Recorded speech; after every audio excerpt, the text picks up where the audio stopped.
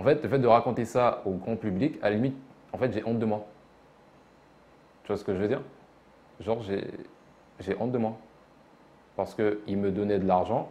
Donc, comme je l'ai dit aux policiers, bah, je me sentais comme une pute.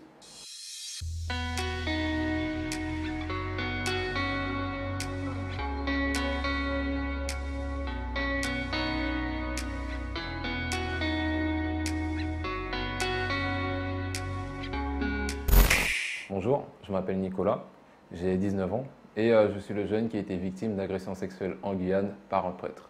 Il y a trop de personnes, trop de jeunes qui ont été victimes de ce type d'abus qui littéralement détruit des vies. Pourquoi détruit? Tout simplement parce que on a une sorte de remise en question. Lorsque tout se passe, on a une sorte de remise en question sur soi-même, sur sa sexualité, sur voilà. En fait, c'est comme si on a une sexualité qui est altérée par rapport à ça. Et du coup, aujourd'hui, vraiment, il faut que ça cesse. Il faut que on ait une plus grande ouverture d'esprit et que plus de jeunes qui aujourd'hui ont peur puissent témoigner de ce qu'ils ont vécu. Alors, il faut savoir que le prêtre, c'est un ami de la famille et que à la base, dans ma famille, on est des gens très proches de l'Église. Et tout simplement, j'ai commencé à fréquenter le prêtre, donc aller chez lui, manger un bout, comme on fait d'habitude. Et tout d'un coup, bon, je sais pas comment le raconter, putain. En fait, il y a un truc que j'ai peur, c'est euh, que les gens se disent, en fait, qu'il y ait les mêmes questions. Pourquoi ce jeune est allé dormir chez le prêtre? Pourquoi ce jeune... non, non. Et ça, en vrai, ça me fait un peu flipper. Genre. En fait, ce qui me fait flipper, c'est surtout les attaques personnelles. Mais bref, j'y vais quand même. Tout simplement, j'ai commencé à aller dormir chez le prêtre en question. Et au départ, ça a commencé par des câlins. Par exemple, des câlins, des accolades qu'on fait à une personne qu'on apprécie, une personne amicale. Et au fur et à mesure, les câlins se sont transformés en câlins un peu plus collés, un peu plus... bon, vous voyez ce que je veux dire. Et au fur et à mesure, ça a été par des attouchements qui... putain, je prends Quand tu vois, il me faisait les câlins, à un moment donné, il commençait à se frotter, tu vois.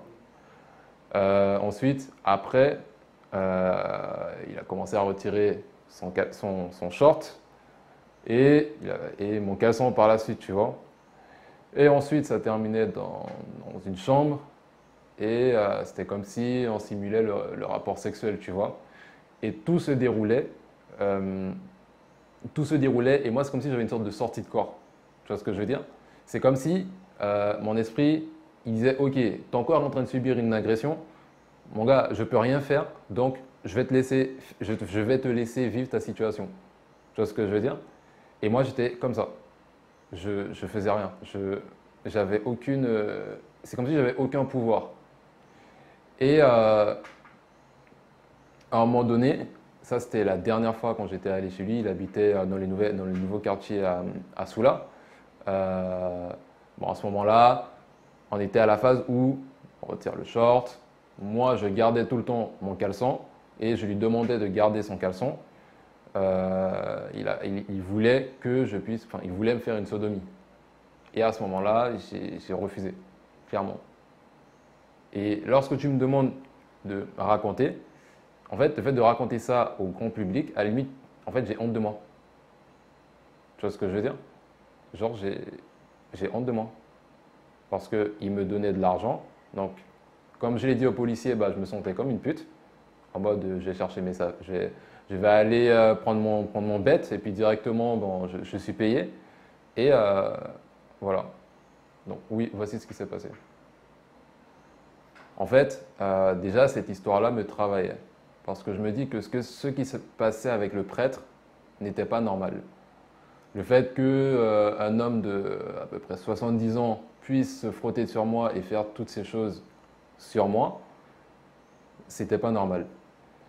Et À un moment donné, sur l'émission 7 à 8, dans le Grand Portrait, il y a eu un témoignage d'une personne qui témoignait qu'elle a été victime d'une agression sexuelle par un prêtre. Et ce qui a fait tilt, mais vraiment dans ma tête, qui m'a poussé à en parler d'une façon, c'est que son histoire avait la même similitude avec la mienne. C'est-à-dire quasiment le même processus. Et à ce moment-là, le soir, bon, le pire, c'est que j'étais avec mon grand-père à ce moment-là.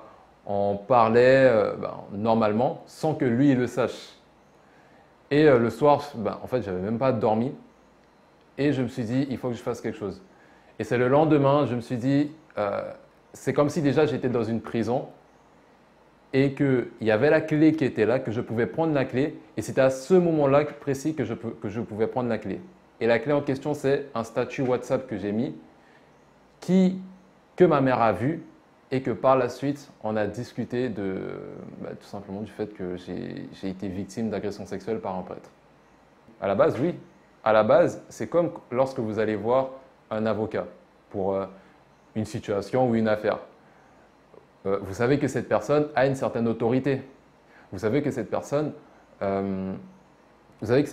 a cette confiance collective que tout le monde a, puisque un prêtre, c'est un envoyé de Dieu. Tout le monde a naturellement confiance en un prêtre. Et moi encore plus, puisque à la base, je voulais faire prêtre. Donc, la logique veut que je puisse fréquenter davantage les personnes, les prêtres, de façon naturelle. Puisque c'est un prêtre qui avait un certain charisme, qu'on se le dise, dans sa façon de faire ses homélies, dans sa façon de prêcher, il avait un certain bagou. Et même dans sa façon de parler, etc., en fait, c'est une personne à qui on pouvait facilement donner sa confiance. Donc, oui, j'avais confiance envers ce prêtre. Ça a duré entre 7 et 8 mois. Ensuite, j'ai resté à peu près 2 mois à ne pas aller chez le prêtre. Bon, ma mère se demandait pourquoi, etc. Je ne disais pas. Et après, j'ai vu le reportage de l'émission 7 à 8 et c'est là que j'ai avoué. Est-ce que j'ai cette crainte de ne pas être cru? Oui, même là, parce que c'est parole contre parole. En fait, oui, il y a cette peur de ne pas être cru. Il y a cette peur et oui, il y a même des gens qui n'ont pas cru et qui ne croient toujours pas. Et faut faire avec. Mais sinon, oui, parce qu'on se dit, on aurait très bien pu dire non. On se dit qu'on aurait très bien pu ne pas accepter ce qui se passait. On se dit qu'à ce moment-là, on est libre en fait. Mais en fait, c'est vraiment un effet un peu pervers. Parce que petit à petit, on vous attire et sans même que vous vous rendiez compte, le piège se referme sur vous. Et c'est ça qui est le plus dévastateur, c'est à la fin, on se sent coupable. Coupable d'avoir accepté que le piège se referme, coupable d'avoir accepté d'avoir de l'argent, des cadeaux, des choses comme ça, et coupable de tout simplement ne pas avoir dit non au moment où ça commençait à aller trop loin. Alors, aujourd'hui, ça fait un petit moment, je ne veux plus faire prêtre. Je ne vais pas dire que c'est à cause de cette histoire, parce qu'en fait, c'est faux, clairement. C'est vrai que les gens, directement, ils font le raccourci, le jeune, il voulait devenir prêtre, et le fait qu'il ait vécu ça, eh bien, il ne veut plus devenir prêtre. Non. Il y a tout plein d'autres choses qui font que je ne veux plus devenir prêtre, et pour lesquelles j'ai pris un vrai recul avec la religion. Maintenant, j'ai ma propre spiritualité, je vis avec mes propres valeurs, mes propres principes, et le principe, il est simple, c'est tout simplement ne pas faire de mal aux autres. C'est-à-dire tant que mes agissements ne dérangent pas et ne font pas du mal à une autre personne, moi, je suis dans mes clous. J'ai choisi de témoigner à visage découvert, tout simplement parce que pour moi, ça ne sert à rien de se cacher. Même si il est vrai qu'il y a une certaine honte, il y a une certaine gêne, il y a une certaine peur de se faire attaquer personnellement. Mais j'estime que lorsqu'on témoigne à visage découvert, ça a beaucoup plus d'impact que si c'était à visage caché. Ça a beaucoup plus d'impact qu'un simple témoignage écrit. Parce que au moment où je témoigne à visage découvert, surtout en Guyane, je ne peux plus me cacher. Je ne peux plus... Voilà quoi, au moment où je témoigne à visage découvert, je suis qui je suis au moment où je le suis et où est-ce que je veux dire? Comment je me suis reconstruit il y a 6 ans. 6 ans de cette histoire, oui, 19 ans, 13 ans, bon, oui, 6 ans.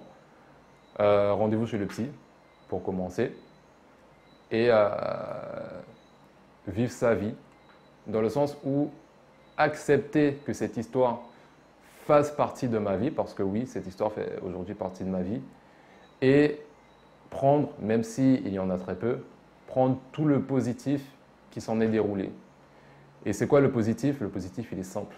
C'est la force que j'ai eue de parler, témoigner, me défendre, et même si à des moments il y a des pleurs, parce que oui, ça m'est déjà arrivé de pleurer à l'église, parce que oui, à l'époque, comme vous le disiez, j'étais très engagé, donc je faisais catéchiste, j'étais enfant de chœur, donc voilà, ça m'est déjà arrivé de pleurer sur l'autel, mais le positif dans toute cette histoire, c'est le fait que déjà des jeunes, d'autres jeunes comme moi témoignent, et en plus de ça, qu'il n'y ait plus, si possible, en tout cas qu'il y ait bien moins de faits comme ça qui se déroulent, qu'il y ait bien moins de prêtres, de personnes d'église ou toute autre personne, qu'elle fasse partie de l'église ou pas, qui abuse sur des jeunes. Comment j'analyse le fait que je sois quasiment, parce qu'il y a des gens qui parlent, quasiment le seul qui en ait parlé en Guyane? Je dirais que ça témoigne d'une très grande faiblesse de la part de notre Église et aussi de la part de nos familles guyanaises. Et je ne veux pas remettre la faute sur qui que ce soit, mais ça témoigne d'une très grande faiblesse de la part de nos familles guyanaises qui considèrent les prêtres comme étant des personnes parfaites, qui considèrent qui considèrent les prêtres, les personnes d'église comme étant des personnes parfaites qui ne pêchent pas. Alors, il y a une dernière chose que j'aimerais rajouter, c'est parfois certaines personnes sont dans l'étonnement parce que je n'ai pas de haine, pas de colère, etc. etc. Et vraiment, ce que je voudrais rajouter, c'est il faudrait qu'on puisse prendre du recul sur la situation. Ne plus forcément être dans un sentiment de révolte envers l'Église, envers les prêtres, envers les sœurs, envers toutes ces personnes-là, et ne plus forcément être dans un sentiment de révolte envers les gens qui sont pédophiles, mais plus être dans une analyse, dans une prise de recul. Parce que, comme il est dit dans le livre L'art de la guerre de Shih Tzu, le meilleur moyen d'anéantir son ennemi, c'est d'apprendre à le connaître. Donc le meilleur moyen d'enrayer la pédophilie, selon moi, c'est de connaître les processus qui font qu'une personne lambda, un être humain lambda, puisse devenir pédophile, puisse justement avoir cette déviance sexuelle envers les enfants. Et il y a un reportage que j'ai regardé qui est assez glaçant, que je ne conseille vraiment pas à tout le monde. Et ce reportage, il est sur Netflix et c'est un reportage sur le chanteur R. Kelly. Donc, vous marquez sur Netflix R. Kelly et vous verrez à peu près de quoi je parle.